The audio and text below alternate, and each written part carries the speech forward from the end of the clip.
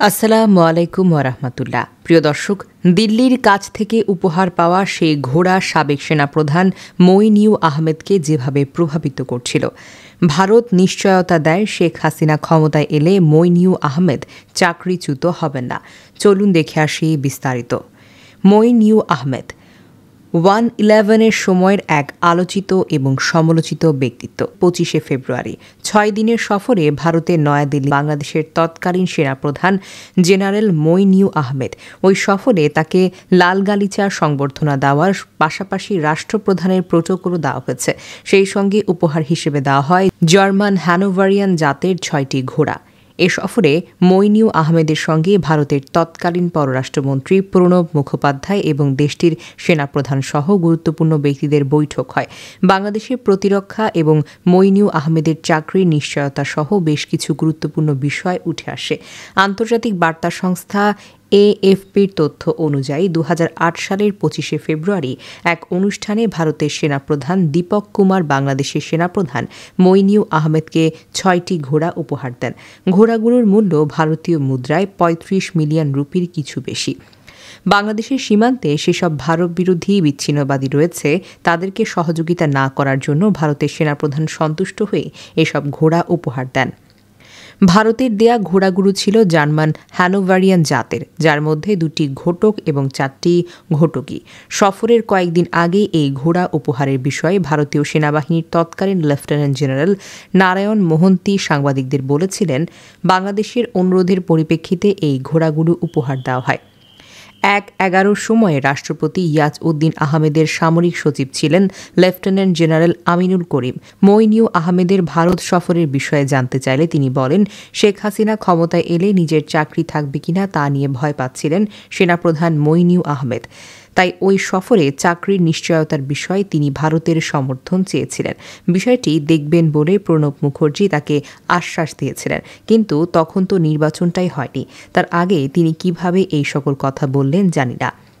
এছাড়া আমাদের নিরাপত্তা দেখভালের জন্য মঈন-ই আহমেদ তাদের সাহায্য চেয়েছিলেন।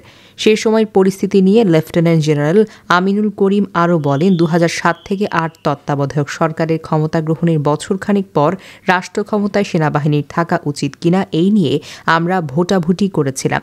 তখন সেনাবাহিনীর জেনারেলরা মঈন-ই আহমেদকে রাজনীতিবিদদের হাতে ক্ষমতায় দিয়ে দেওয়ার অনুরোধ জানান। এছাড়া জেলে থাকা 2 নেত্রীকেও খালেদা জিয়া এবং শেখ হাসিনা ছেড়ে দেওয়ার কথা বলেন। সেনাপ্রধানের সমর্থনে কোনো জেনারেল ছিলেন না। সাবেক সেনাপ্রধান মঈন-ই আহমেদের ভারত সফরের কথা ছিল 2007 সালের জানুয়ারিতে, কিন্তু সেই সময় দেশে জরুরি অবস্থা জারি করায় তার এই সফর বাতিল হয়ে যায়। এর ঠিক 1 বছরের কিছু সময় পর দিল্লি সফরে যান মঈন-ই আহমেদ, যখন দেশের রাজনীতির সময়টা ছিল খুব তাৎপর্যপূর্ণ। এই প্রসঙ্গে 1-11 সময় চাকরিচ্যুত সামরিক কর্মকর্তা ব্রিগেডিয়ার জেনারেল ফজলুল বারীর সঙ্গে যোগাযোগ করা হলে তিনি এই বিষয়ে মন্তব্য করতে অস্বীকৃতি জানান। মঈন-ই আহমেদ ভারত সফরে গেলে তার সঙ্গে সাক্ষাৎ করেন দেশটির সাবেক পররাষ্ট্রমন্ত্রী প্রণব মুখোপাধ্যায়। তখন শেখ হাসিনার ক্ষমতায় এলে চাকরিচ্যুত হওয়ার আশঙ্কার কথা প্রণব মুখোপাধ্যায়কে জানিয়েছিলেন মঈন-ই আহমেদ। 1996 সাল থেকে 2012 সাল পর্যন্ত ভারতীয় রাজনীতি নিয়ে প্রণব মুখোপাধ্যায়ের লেখা দ্য কোয়ালিশন ইয়ার্স এই বইয়ে বিষয়টি উল্লেখ করা হয়। তিনি লেখেন, 2008 সালের ফেব্রুয়ারিতে মঈন-ই আহমেদ 6 দিনের সফরে ভারতে আসেন, আমার সঙ্গে দেখা করেন। ইনফরমাল সাক্ষাতে রাজনৈতিক বন্দীদের ছেড়ে যাওয়ার কথা বলি, কিন্তু মঈন-ই আহমেদের আশঙ্কা ছিল শেখ হাসিনা ছেড়ে দিলে তাকে চাকরিচ্যুত করা হতে পারে। এটিকে আমি ব্যক্তিগত দায়িত্ব হিসেবে নেয়ার পাশাপাশি এই নিশ্চয়তা দেই, শেখ হাসিনা ক্ষমতায় এলে মঈন-ই আহমেদ চাকরিচ্যুত হবেন না।